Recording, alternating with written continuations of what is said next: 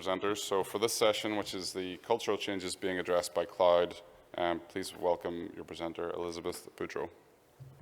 Good afternoon, everyone. Thank you, Matt.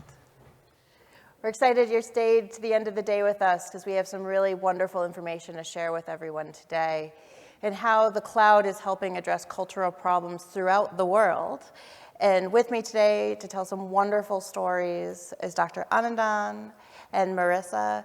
And I look forward to telling their stories, talking about how they got to where they are, and seeing what else we learn throughout the afternoon.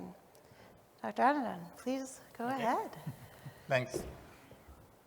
Yeah, thanks AWS and Elizabeth for giving me this opportunity. So my name is P. Anandan. I am the CEO of this young, new, not-for-profit research institute looking at how AI can help solve problems in society. We do AI for social good. So we are an independent not-for-profit, thanks to the generosity of two entrepreneurial ex-Indians living in the US now who will be giving back to society. So we have benefits of their philanthropy. They had this idea a couple of years ago, Sunil Wadhwani and Ramesh Wadhwani, to create an institute that will develop AI solutions with the idea of addressing underserved communities throughout the world. I mean, to set the context, if you look at where AI is today, it's everywhere. I mean, you probably used it when you did rideshare, or everyone, of course, thinks about self-driving cars, robots, e-commerce, any number of things. But those things are useful for maybe about 40% of the world, maybe 50% of the world. But there are about 3 billion people or more whose lives are not really touched by the kind of technology that you and I always use and the kind of infrastructure and solutions we're building. And for most of them, India is a country with about 900 million such people, Africa, Latin America, any number of places in the world. There are basic needs of life, a basic way of making a living, which often turns out to be agriculture, basic healthcare, just primary health, emergency issues, maternal and child health, infectious diseases. Those are urgent things, and there's not really, sorry, I'll go back. There's not really a lot that's helping them. Or basic education, infrastructure, water, clean water, power, etc., and some degree of credit and financial inclusion.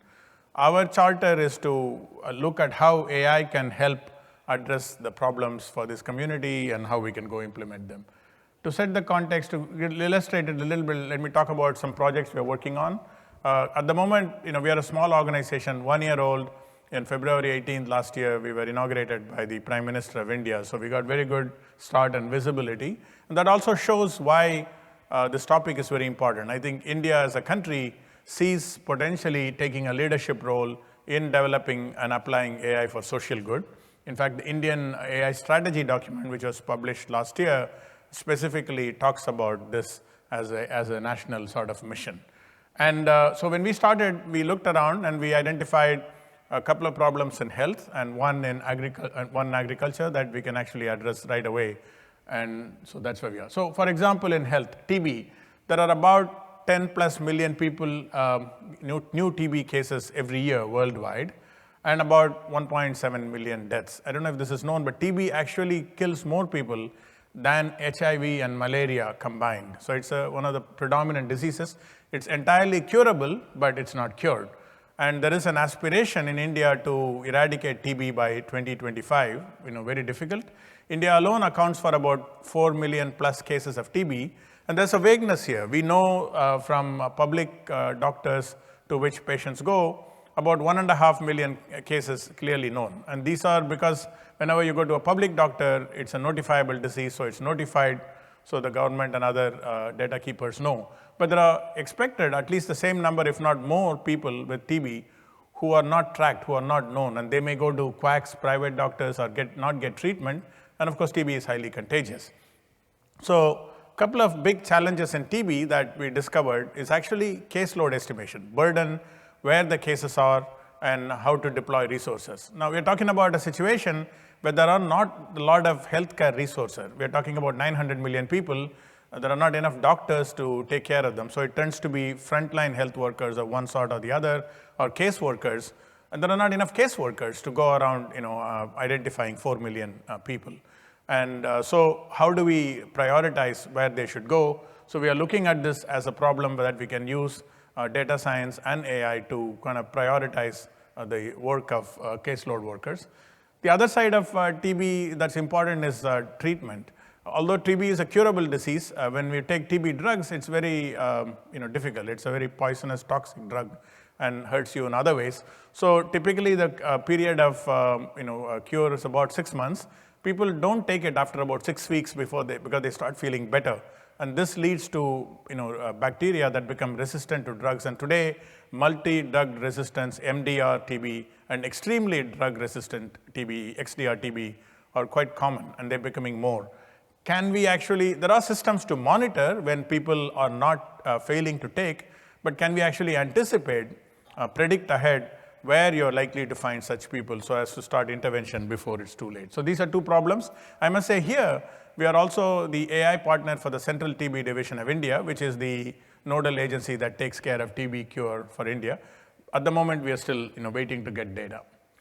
Now, the second area where we found we could do something very interesting is actually in broadly a priority area for primary healthcare and frontline healthcare, which is maternal and child health. Pregnancies are risky, and they're very risky when in poor communities for any number of reasons. But both maternal health and child's health, infant mortality is still high, although it's come down in the years. And one of the crucial ways in which you can detect potential infant mortality is weighing the baby at birth. If the baby is 2.5 kilograms or less, it's considered to be risky, and if it's 1.8 kilograms or less, it's critical. However, even after 20 years of sending healthcare workers to the field, baby weighing is not actually done properly. About 30% of low birth weight babies, there are about 4 million low birth weight babies in India, 30% of them are not actually weighed. They take a spring balance, and there's a protocol for doing it. But for a variety of reasons, it's cumbersome. Also, the spring balances are usually broken, and supply chain problems, so they don't get done. And often people make up numbers. They put in 2.5 kg because they eyeball the baby and say, okay, the baby is okay. But that's not really a good thing. So we're actually developing a vision-based solution where we can have a frontline health worker carry a smartphone, take a few pictures of the baby or a video, and from which, using computer vision techniques, we can create a virtual 3-dimensional model of the baby. And once we have the model to scale, we can actually start making measurements like head circumference, head to toe. These are indicators of a premature or a baby that's dangerous. And once we have the volume, baby's density is almost constant. It's almost water. So we can actually measure the weight. This is technology where we have an initial algorithm done, but we need to validate using field data collection. I'll talk a little bit more about that. The third problem that we are working on is actually integrated pest management and cotton farming. Cotton turns out to be a very important cash crop. It's an aspirational crop, and India is the biggest cotton grower in the world. And our institute is situated in Mumbai, which is the state of Maharashtra, is also the biggest cotton state in India. Yet, as much as you put in the effort, there are many smallhold farmers. The farmers are 1 acre or less, so they don't have a lot of access to technology, and their knowledge is also limited. Agriculture extension workers are there to go and give them guidance, but pest infestation turns out to be still a big challenge. Last year, about 40% of crops in some of the states in India, cotton crops, were wiped out due to one pest called the American bollworm. And there are about 6 different pests that plague cotton that are really critical. And if you can measure their infestation yearly, then you can decide how much pesticide to use and limit overuse of pesticide or use it at the right time. And we are actually developing a vision technology to count pest infestation. The way this is done is that there are traps that are set in the field that are already there, because that's how they do it today. But farmers or agriculture extension workers are supposed to look at these traps and count the number of pests. Of course, there are all kinds of other things on the traps, pests that are not dangerous. So actually to see them and count them is not that easy. We are building machine vision-based solutions that are able to detect the pests and count them. There are 6 major threatening pests, out of which we are at the moment able to recognize 3. We're about to finish 4, but hopefully by sometime this fall, we can do some field trials on this. Our approach, sort of backing out, is really one in which developing the AI technology alone is not enough, because the AI technology might be fine, but unless it's productized and used in the right way, because what needs to be done is to give it to the frontline health workers or the agriculture extension workers, not the end user, usually somebody who's supporting the end user. And their capacity to use the technology needs to be taken into account, ability to deploy the solutions. One good thing is that smartphones are getting ubiquitous. There are about 500 million phones in India right now, and it's expected to become 1 billion very soon. And there is a mandate that all frontline health workers, for example, have to carry a smartphone. So once we think about it as a solution, with the proper usage, but product is even just one part, because it has to be plugged into a solution with other services that may be needed, a reaction to whatever you measure. Unless that is done, it's not going to really matter what you build. But more importantly, all of these has to be part of a systems approach. For example, in healthcare workers, there is a system of primary healthcare centers and sub-centers, about 150,000 sub-centers and 25,000 primary health centers that exist across India, and basically roughly one sub-center for every 4 villages. And the sub-centers are run by auxiliary nurse midwives, and there are frontline health workers called ASHA workers, about 1 million of them. We know how to deploy it through this chain of care. Unless there is some such thing, developing an AI solution is not in itself going to help.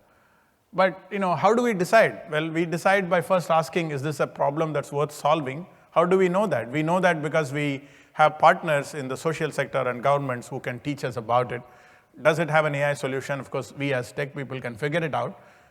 Doing the AI, is that going to make a difference? Because sometimes you may be solving a problem, but that's not really the critical thing that's going to stop progress. And will the solution be accepted by the other stakeholders, doctors, anyone in the healthcare chain? And of course, can we do the AI? Does the data exist, or do we have to go create? In almost all cases, we find that we have to undertake some data creation process.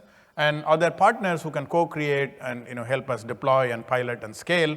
And of course, other government programs. Typically, it's only government that's there that can scale. So the way we look at it is this flow of work is really starting to talk to our partners in the social sector. Typically, they tend to be governments and other NGOs and domain experts, and then identify some use cases, find a way to create the data set, do a tech POC, and then, of course, develop the solution and pilot it. In most of them, we are sort of in the left-hand solution phase now, and hopefully in a few months, we'll be seeing some field experiments and pilots. A key part of this is that if you want to do this, AI for social good, you can't do it alone. There is not really enough of a market in terms of revenue. And even if there is, getting to the market is going to be very difficult. It's not a place where you put out a product and somebody is going to buy it. You need to work with different organizations and agencies in different parts of the world, different parts of the country, different parts of the state even, and be able to take that process. So you have to kind of change your way you think about how to build a solution and deliver. A lot of it has to happen through collaboration with third parties that are experts but are not technical experts.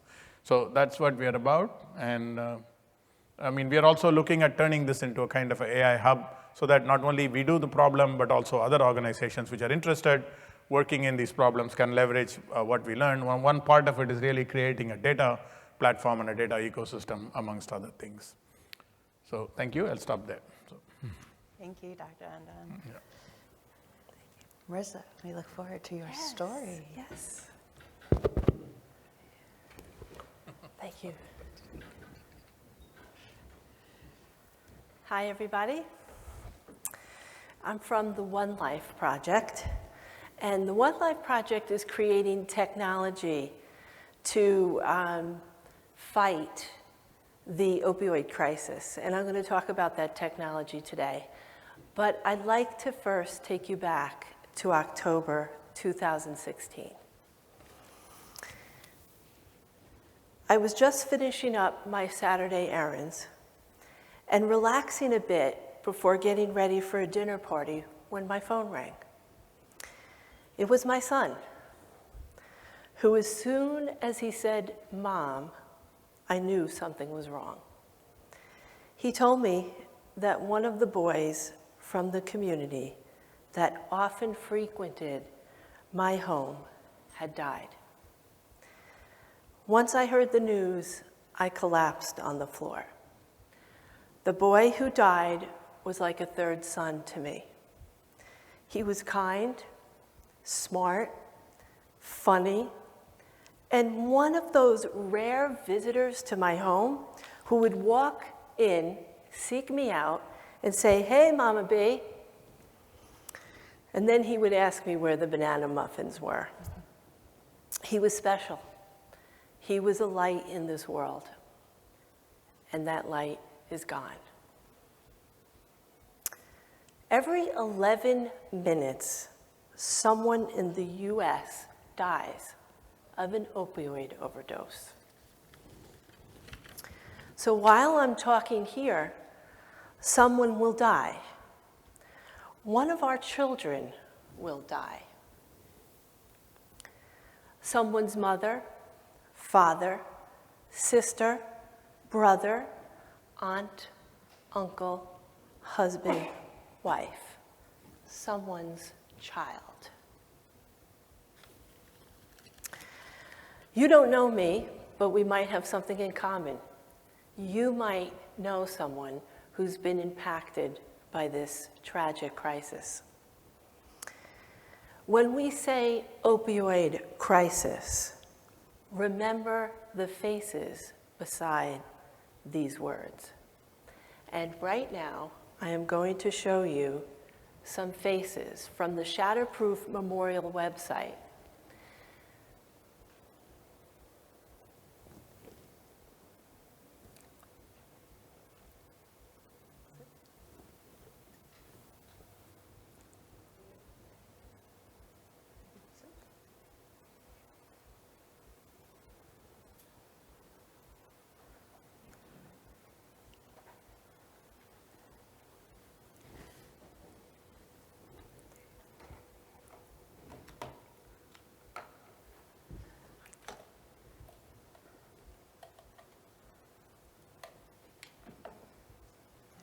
Okay, so Shatterproof is a fantastic organization.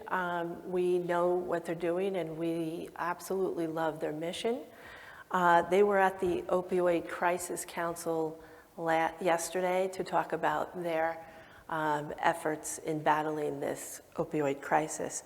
They have this memorial page and I thought I would put up some faces behind the crisis for all of us. Nicholas, Max, Michael, Ryan, and I'm just going through these, not in order or any preference. Bethany, Gregory, Jay, Callan, Joseph, Matthew. These are the faces when we say opioid crisis. According to the CDC, more than 130 people die every day in America due to accidental misuse and abuse of opioids.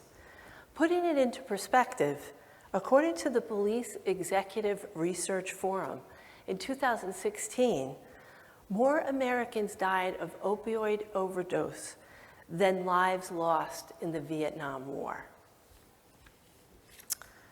Let me introduce myself to you today. I am the CEO of Competitive Solutions, a healthcare IT consulting firm, and founder of the One Life Project. During my career, I've worked with IBM on their first expert system AI tool. I designed and developed software, products that hit the market. One of them was Encounter Form Maker, a claims coding tool that the AMA resold and installed. And I integrated the first medical record at Rikers Island Prison in New York. Throughout my career, I've been on the cutting edge of technology, innovating systems for a wide variety of healthcare applications. My expertise is in system integration, and I'm passionate about freeing patient data and integrating systems so our caregivers can have the right data at the right time to make the best possible care decisions. So when this wonderful life was taken off this earth, I felt a collective group of people failed this beautiful life. and these beautiful lives. I wanted to help, but I didn't know where to start.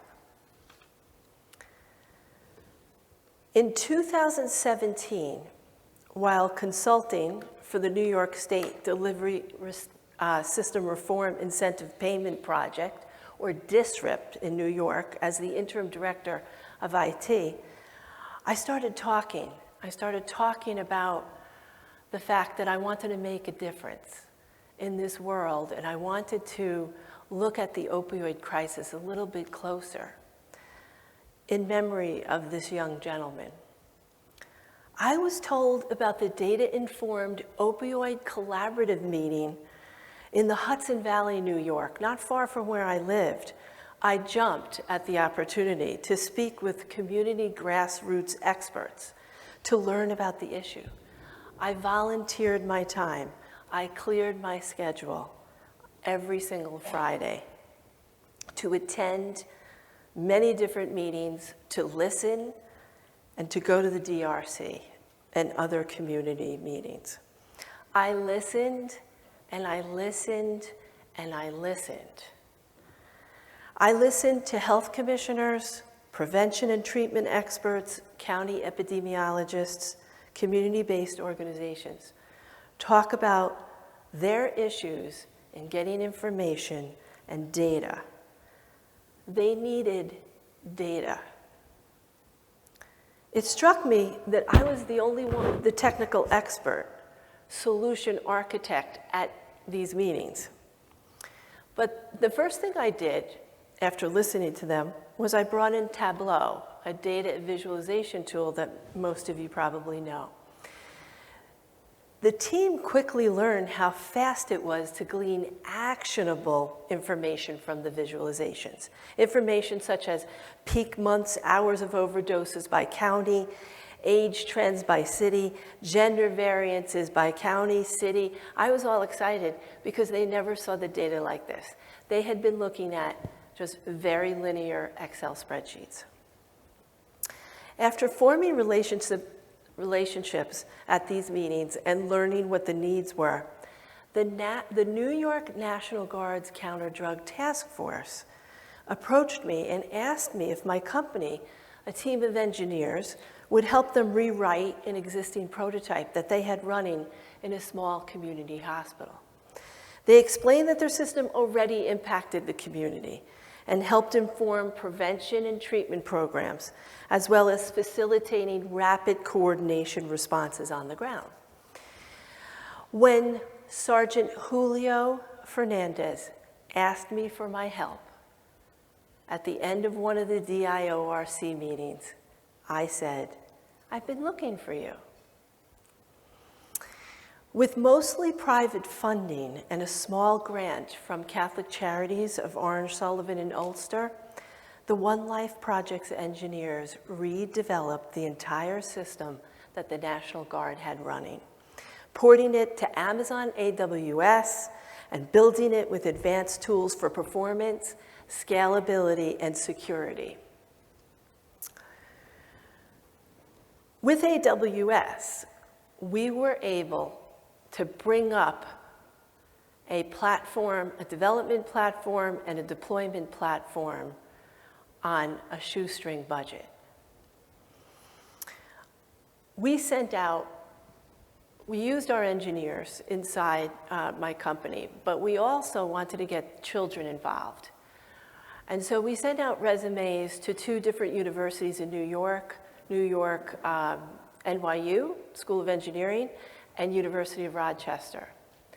And I got a flood of resumes. My staff had to go through all these resumes, and every single one of these folks that responded to our ad were impacted by the tragedy in some way. But of course, we created a 2-piece team because we had to move very fast.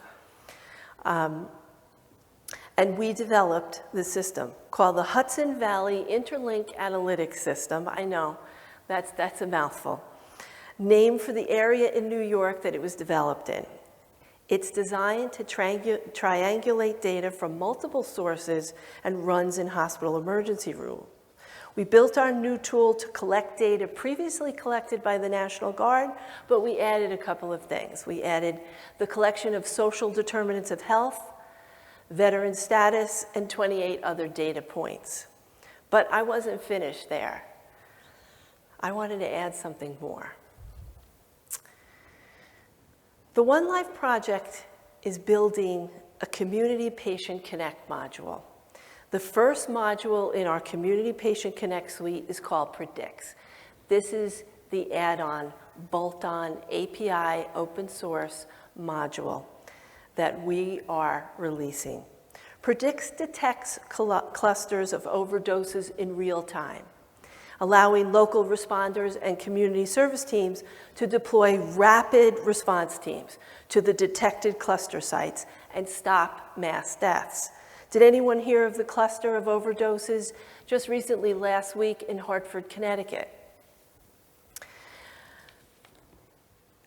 The police say that the deaths happened within a 15-hour range.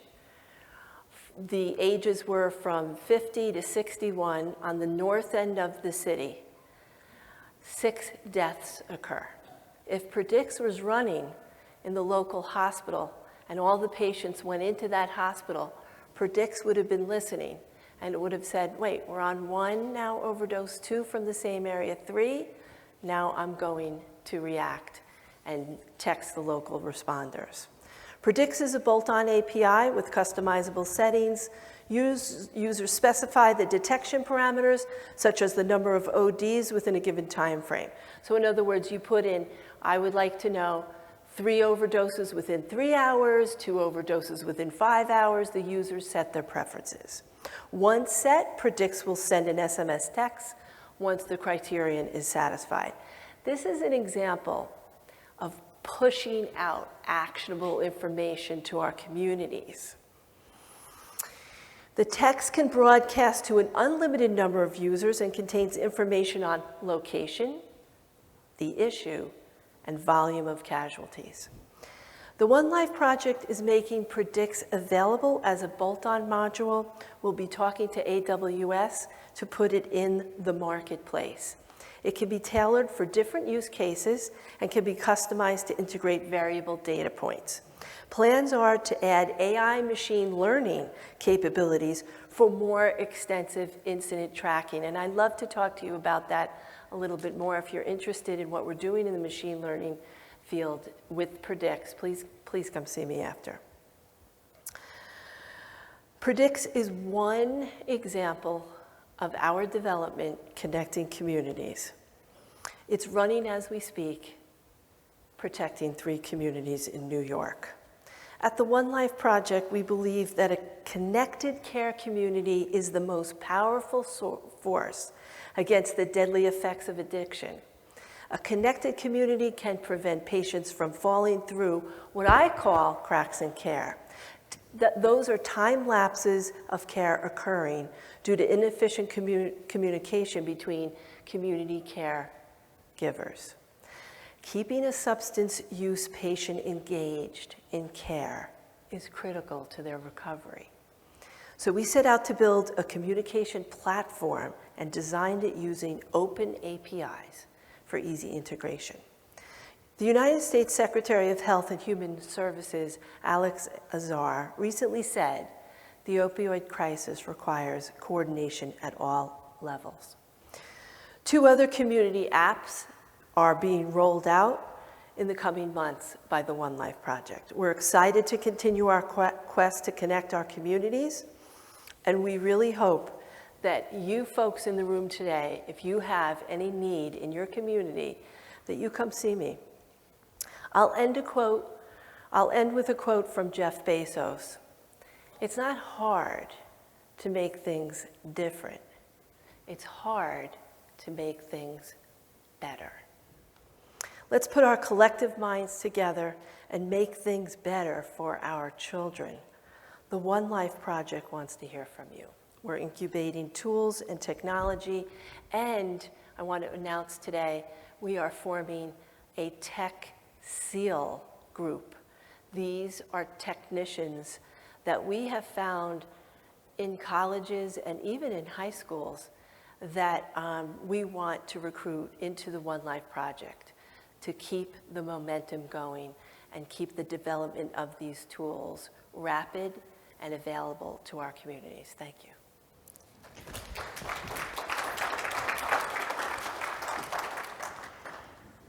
Thank you both for sharing such powerful stories with us. I want to drill into some questions because there's always more behind our initial discussion. So, Dr. Anand, as we think about all of these projects you're working on, and there's so many challenges to address, what is your biggest challenge of doing this? You know, I'm a tech person. My background is AI, and I thought I learned a lot in working on very hard problems in addressing technical problems, right? Using AI, doing machine learning, vision. But then when you start working in social sector, you realize that solving the technology problem is actually the easiest part. The hardest part is really understanding how to get it implemented, how to get it delivered, how to get it deployed. And you can't do that alone because, in fact, the tech people are the least qualified because our approach tends to be somewhat impatient, and we tend to think that once the technology solves the problem, the world will come and get it. But in social domain, social sector, knowing how to deliver the solution on the ground and knowing how to work with the right partners, knowing how to get government to take it, because the government is ultimate caretaker of poor people, governments across the world, and they change and people come and go, and getting some steady approach to dealing with that, that's the biggest challenge. So implementation, I would say. And I want to drill into the quote from Jeff a little bit about different and better. When I talk with my customers, I talk about the cloud being transformational, and it's not change for change's sake, but change for betterment.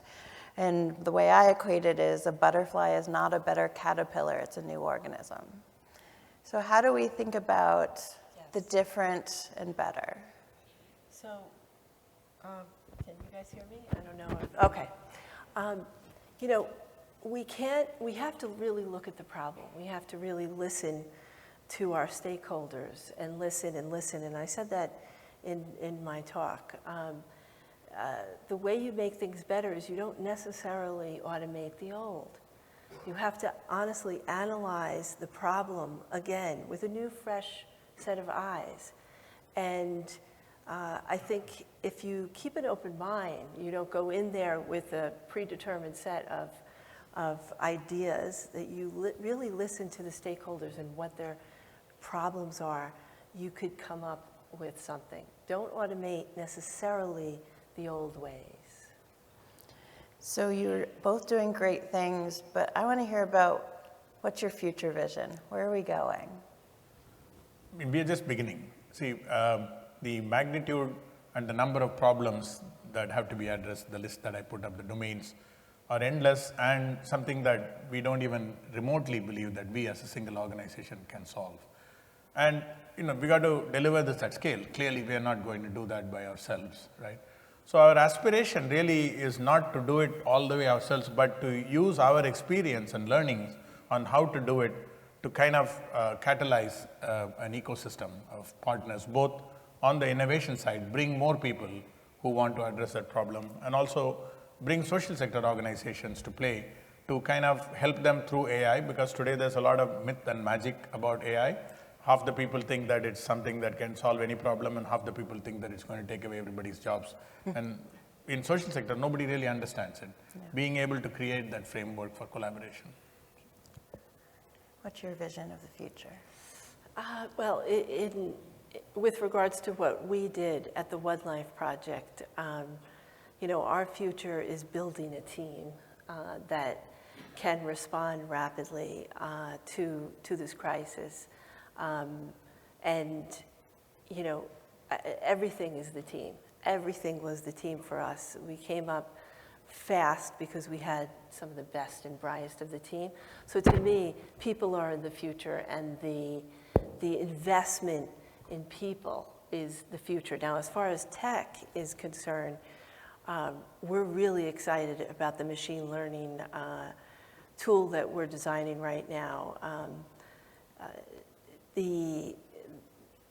the cluster of overdoses is disturbing to us. And what we want to do is create a very intelligent tool to be able to predict the route of the drug as it's moving along in the area, and predict the possible areas that it might get to before it gets there. So we're really excited about that. So machine learning for us. Machine learning, excellent. So we've got a great group of people here who are interested, and hopefully those who follow along on home in the future. If they have a great idea, they want to do the tech for good, how do they get started? What do you think is a great first starting point with an idea? I can say, how we went about start doing it, right? We, reached out to organizations through, other partners. So, for example, Government of Maharashtra, where we are hosted, the Agriculture Department and the Health Department, were two resources to help us find what's going on in the world and who are the players. One thing that you find when you work in social domain is that the caregiving or the solution delivery is roughly split between NGOs, who are, doing the kind of work, you are doing, for example, for others, who actually know how to do it. They've been doing this for years, sometimes, for decades, but who they are, and not all of them are equally good. So you need to have some idea of which of them are capable, competent. The government certainly can point to you. But other organizations, we found big donor organizations like the Bill and Melinda Gates Foundation to be very helpful because they fund a lot of these organizations and they know who's who. So we reached out to them and went and saw how they worked, and they would take us along, to the field. And you talk to them and you realize and you learn that, okay, these are the problems that are worth solving, right? And once you do that, you also have to decide of these folks, which are them going to be like your co-creators. I mean, many of them may be able to tell you what the problems are, but only a few have the bandwidth or the resources to actually collaborate with you and go all the way. So there's a series of questions that you ask and series of explorations. The first 2 or 3 months, that's all we did. We spent all our time talking to folks. In fact, if you had asked me about this time 1 year ago, I would have probably told you that we're going to work on smart cities, not either of these problems. So it took a while for us to find them. And if you want to work in this area, that's what you have to do. But again, that said, what we are really hoping to do is to create a hub in which problem solvers and solution, problem owners can actually begin to meet. These are things that need to be done. So. How about yourself? What is your thoughts on getting somebody started? I would love to inspire everyone in this room to follow their passion. The first step is the hardest step. And you have to be ready for it, and you have to be willing to give up some of your time. But if you have something that you want to do and you want to contribute, it's that first step that's the hardest step. But you don't want to be 80 years old and say, oh gee, I wish I made an impact in this world. If you have a passion now, it's time. It's time. Start talking to your friends, your family, people around you. Start understanding the problem that you think exists, that you want to solve, and go for it. Really go for it, because it's worth it. So the commonality I'm hearing is have an idea and talk, but listen as well. Yes. Yeah, I wanted to add one more thing, right, which is, again, as an innovator, we think about the commercial sector. Commercial sector is a place where if you are really solving the right problem and if your solution is good, market will find you. I mean, we all know about killer apps and so on, right? Of course, you have to do your business development and marketing and sales, but still, if the solution is good, the people who actually have the need will find you. Of course, the solution has to be good. In public sector, at least you can work with the government or large organizations that are established working in the public domain as a place to go to in order to find out how to deliver solutions. But in social sector, you can't wait for the market to come to you. You have to go to it. You have to go search for it. It's fragmented, and you have to be able to reach out to the right people to do that. And at one level, financially, it's probably not rewarding. But once you start doing the journey, even if you do a little bit, you feel like you've spent a lifetime solving a great problem. I love both your stories. I've been excited to have you. I want to open up to the audience. If anybody in the audience has a question, please feel free to raise your hand. we have some excellent resources for you.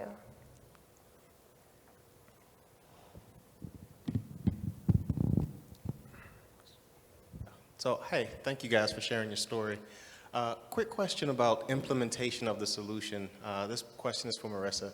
It sounds like it's a very useful solution that you developed. I'm wondering if you could talk about how easy it is for hospitals and other stakeholders to actually access and implement your solution, and then what's your footprint in the state of New York and plans for scaling? Yeah, sure. Thank you, Michael. And I just have to give all kudos to Michael, who actually found me and really heard my story. His heart is as big as this room, maybe even the building. And he's just an amazing connector, and I thank you so much, Michael. That's what we need in this world, to change it.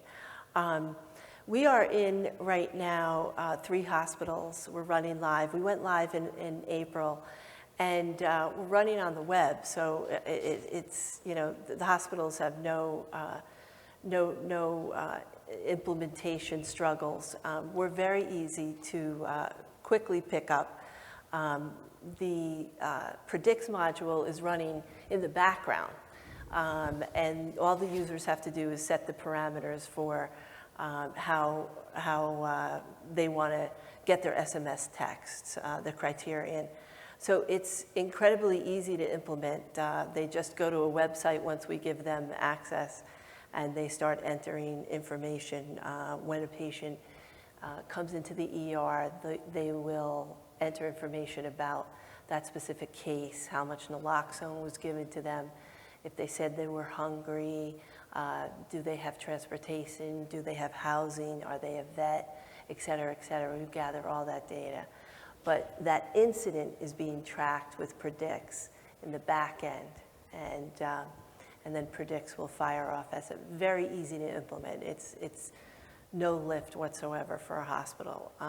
The training is very minimal. We actually really don't have to train the hospital staff, but we do as a matter of protocol. We'll take an hour of some of the nurses' time.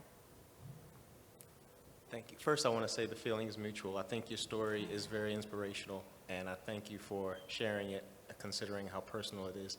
But the second part of my question was about your plans for scaling. What are you looking at in terms of incrementally rolling it out beyond those counties and the state? Thank you, Michael. I have dreams, big dreams. I would like every single community to run this tool. Every single community should be protected from cluster overdoses. And so my plans are to roll it out throughout the nation. Well, I thank everybody for joining us today, both in the audience, on stage. I love changing the world one step at a time, and any way Amazon can help and support anybody's initiative, please reach out.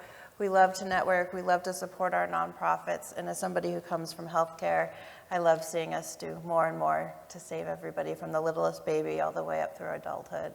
So thank you for your time today. Thank you all for coming, and have a lovely evening. Thank you.